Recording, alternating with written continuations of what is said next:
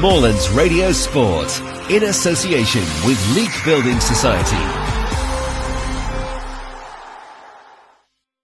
Welcome back to the Cleric Stadium. I'm joined by the Congleton Town manager, as you say, Richard Duffy. Richard, I think tonight would have been, before kick-off, a good test for yourself, see where you were in terms of relation to the Northern Premier League West, with Runcorn Linnets being there. You've come away with a 2-1 victory in that first half. You certainly blew them away, didn't you?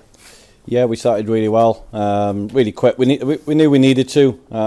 We seen the bad result or poor result on Saturday. Sorry, and we knew they'd come. They'd have a reaction and come and have a good go tonight. And we started really well, and obviously went 2-0 up makes it a lot easier, and then allowed us to sort of sit in and frustrate. You made a very late change. You started Brian Barton went on the team sheet. Was Dan Needham, did Needham pick up an injury in the warm-up? No, I think the team sheet was a bit squiff, should we say. No, he was always starting. We changed a little bit tonight just because of who we were playing and give them the respect they needed. Two strikers they got of full of class and full of goals. So I just felt if we went with a back four, I think we might have got overrun a little bit against the front two. So we sort of went with a 3 or a 5. And it worked well, and we thought our front two would their full-backs push on, and we thought our front two against their back, two centre halves would cause them problems, and that was the case first half. You certainly contained them, and going forward as well, you were impressive. Were you impressed yourself and the management team with how you were playing against them? Yeah, I thought in spells we did well. In other spells we were sloppy and a bit disjointed because it's the first time this group has played that sort of formation. We haven't worked in it. We haven't had time to.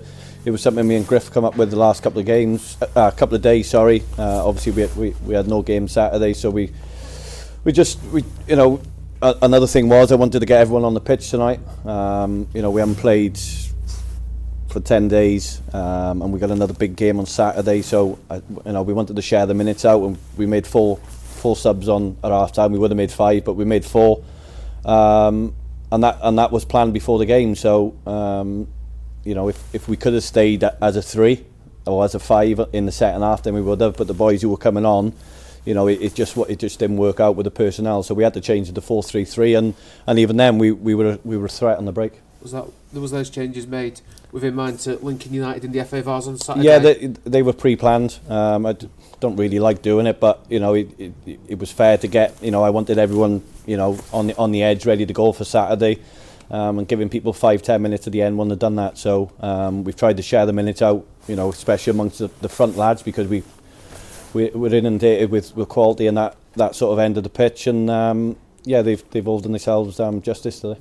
They pulled one back 5 minutes into second half, Oliver Malloy with the goal, but after that they didn't really threaten your lads, and that's because your defence held firm. Yeah, we really, they like to put crosses in the box, and that was one thing that we wanted to do first half was fill the box up with our 3 centre defenders, and that seemed to work. And obviously losing one of them second half, going to a 4, I thought it might be a little bit of a struggle. And obviously first 5 minutes of the second half they've scored a header, but fair play to the lads. They've blocked up so many passing lanes from frustrated them, and I thought we were good for the win.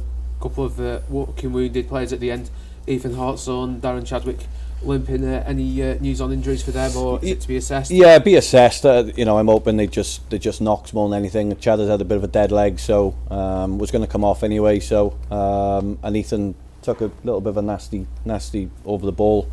And just hopefully that's just an impact injury.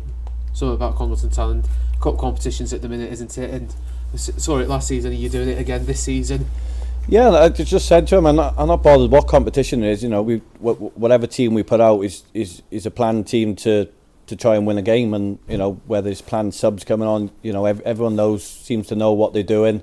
And I'd say whatever competition it is, we want to win. We might look like we've left our 2 wingers out who've been probably our most consistent players this season. What you're doing, but there's a method behind the madness, shall I say, of getting players on the pitch and keeping people hungry. And these are the competitions you need to do in. Yeah, and keeping the players happy as well, because you don't want them thinking they're not going to get in game times. Yeah, and that's the impossible task.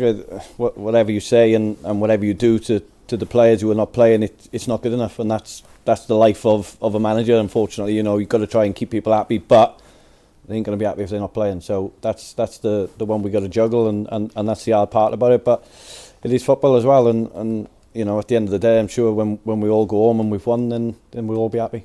Lincoln United away on Saturday. How do you prepare for such a long journey across country? Yeah, going to be a real tough game. See where they are in the league and the results they've picked up, especially at home, is it's going to be a massive ask for us. Going over there, long journey. But we'll prepare and we'll go and have a good go.